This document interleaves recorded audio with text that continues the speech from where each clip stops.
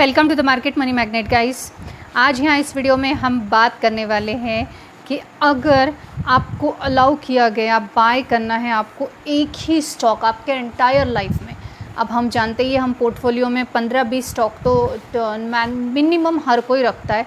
हालांकि 8 से 10 स्टॉक रखना एक स्टैंडर्ड पोर्टफोलियो क्रिएशन का टेक्निक होता है, लेकिन अगर मैं आपसे बोलूं कि आपको पूरे आपके एंटायर लाइफ में सिर्फ और सिर्फ एक स्टॉक खरीदना है, वन स्टॉक आपको होल्ड करना है, तो वो एक स्टॉक कौन सा होगा? एक रॉन्ग चॉइस अगर आप लेते तो आपका पूरा मनी स्टक हो सकता है पूरे साल के लिए, और एक राइट चॉइस लिया तो आपका लाइफ चेंज हो सकता है, आप एक वेल्दी बन सकते हो।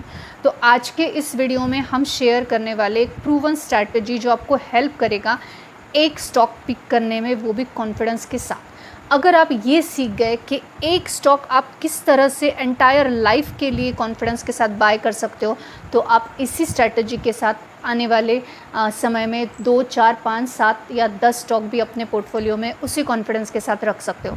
तो चलिए हम देखते कि ये स्ट्रैटेजी क्या बोलती है। सबसे पहले तो बहुत सारे स्टॉक से हम जानते हैं, स्टॉक मार्केट में थाउजेंड्स ऑफ स्टॉक है, बट स्मार्ट इन्वेस्टर्स जो है वो चीप क्वालिटी की तरफ नहीं भागते, वो फोकस करते क्वालिटी स्टॉक्स के ऊपर।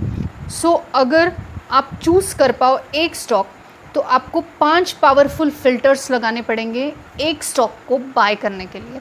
आप एक स्टॉक को बाय करो या 10 स्टॉक को बाय करो, अगर आप ये स्ट्रैटेजी समझ गए तो आप अपने पोर्टफोलियो को फिर से रीबैलेंस बहुत अच्छे से कर पाएंगे विद द प्रॉफिटेबल पोर्टफोलियो। तो चलिए हम देखते हैं कौन से 5 पावरफुल फिल्टर है जिसको लगाकर आप अपने एंटायर लाइफ में अगर एक भी स्टॉक बाय कर पाए तो भी आप उसको प्रॉफिटेबल पोर्टफोलियो में कन्वर्ट कर पाएंगे। तो सबसे पहला जो स्ट्रैटेजी का नियम है वो है आपको बिज़नेस की क्वालिटी देखनी है। ऐसे नहीं कि आपको बिज़नेस पता है आप चले गए, तो आपको अंडरस्टैंड करना है कि कंपनी एक्चुअली में करती क्या है, और जो भी करती है is the business is future ready, यानी क्या भविष्य ऐसी किसी आइडिया को लेकर एक्सेप्टेबल हो सकता है या नहीं। जैसे अगर कोई कंपनी ने अपना कोई ड्रिंक बनाया, ब्रेवरेज कंपनी ओपन हुई और ड्रिंक बनाया, तो क्या फ्यूचर में उसको उस तरीके का एक स्कोप मिलेगा? नहीं मिलेगा, क्योंकि ऑलरेडी जो एग्जिस्टेंट ब्रेवरेज कंपनियां हैं वो अच्छा कर रही है और लोगों को एक ट्रस्ट और टेस्ट है उन पर, तो वो उतना पावरफुल बिजनेस नहीं रहेगा। लेकिन वहीं कोई इलेक्ट्रिक व्हीकल के लिए बैटरी मैन्युफैक्चर करने के लिए प्लांट डालता है, तो क्या वो कंपनी एग्जिस्ट कर पाएगी? जी हाँ, कर पाएगी, क्योंकि हम जानते हैं इलेक्ट्रिक व्हीकल्स तो बन रही है लेकिन बैटरी की शॉर्टेज अभी भी है, और उस वजह से बहुत से लोग इलेक्ट्रिक व्हीकल से कीप अवे रह रहे हैं। तो ऐसी कंपनी जो फ्यूचर रेडी है, ये बिज़नेस आपको देखना है। और क्या डिमांड उस प्रोडक्ट की या सर्विस की ग्रो होगी टाइम के साथ, ये भी चीज़ आपको चेकआउट करनी है when you are going through with any stocks. जैसे एग्जाम्पल के लिए बैंकिंग या आईटी या फार्मा या इलेक्ट्रिक व्हीकल्स। और एक ही रूल याद रखिए, if you don't understand the business don't invest in that stock. अगर बिज़नेस को समझ पा रहे हो, फ्यूचर की ग्रोथ को समझ पा रहे हो, फ्यूचर में वो रेडी है या नहीं समझ पा रहे हो, या उसकी डिमांड बढ़ेगी या नहीं, ये चीज़ें समझ पा रहे हो, तो ही वो स्टॉक को आपको सिलेक्ट करना चाहिए। अब जो सेकंड स्ट्रैटेजी है वो है फाइनेंशियल स्ट्रेंथ। किसी भी कंपनी में इन्वेस्ट करने के लिए आपको चेक करना है कंपनी के नंबर्स, उसके रेवेन्यू ग्रोथ कंसिस्टेंट है क्या 5 सालों का एटलीस्ट, उसके अलावा प्रॉफिट स्टेबल है क्या, और स्टेबल होने के साथ बढ़ रहा है क्या, भले ही वो 1 लाख से बढ़े लेकिन वो बढ़ रहा है क्या, और कंपनी का डेब्ट कंट्रोल में है क्या। बहुत बार रेवेन्यू ग्रोइंग होता है कंसिस्टेंट, प्रॉफिट स्टेबल होता है, लेकिन डेब्ट लमसम होता है, जिस वजह से वो प्रॉपर प्रॉफिट जनरेट ही नहीं कर पाती या कंपनी उस डेब्ट से बाहर निकल ही नहीं पाती।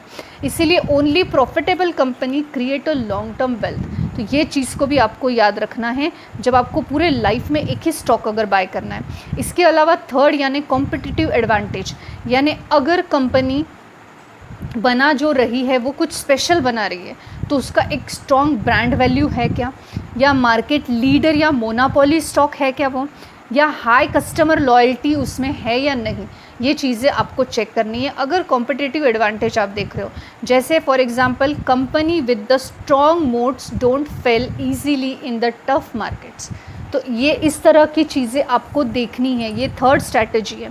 इसके अलावा जो फोर्थ स्ट्रैटेजी है वो है मैनेजमेंट की क्वालिटी।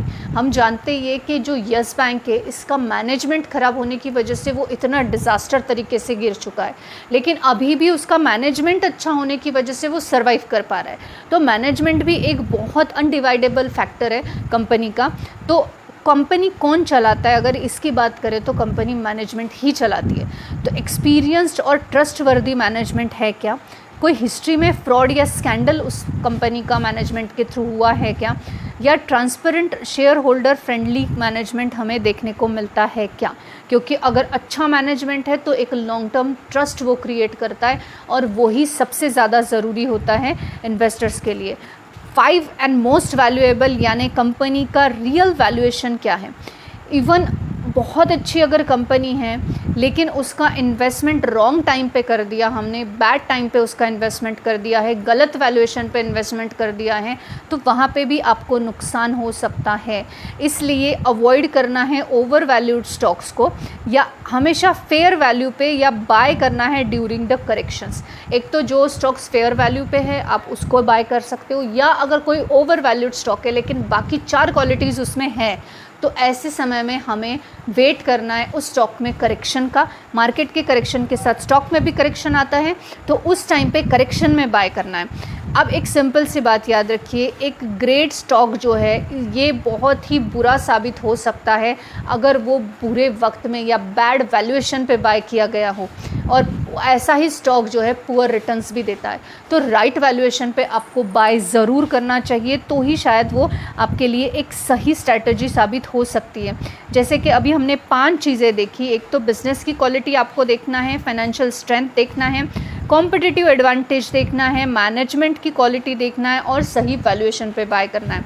अब इसके अलावा एक प्रो स्ट्रैटेजी की मैं बात करूँ आपको बोनस टिप के लिए, तो यहाँ पे अगर ट्रूली आप चाहते हैं कि आपको सिर्फ एक स्टॉक बाय करना है तो it should be a market leader, financially strong, long term के लिए ग्रोथ सेक्टर्स होने चाहिए, for example top private banks, leading IT company या स्ट्रॉन्ग एफएमसीजी के ब्रांड्स। ये इस टाइप की आपकी जो है स्ट्रैटेजी होनी चाहिए। If you want me to create a video on specific depends on this strategy, so सिर्फ आपको कमेंट सेक्शन में यस लिखना है, और हम ये पूरी स्ट्रैटेजी से रिलेटेड एक स्टॉक लेकर आएंगे जो इस स्ट्रैटेजी को फुलफ़िल करता हो। अब एक अगर हम कंक्लूजन की बात करें तो हमेशा याद रखिए, if you are choosing just a one stock, don't follow emotions, follow the system, because quality always beats the quantity.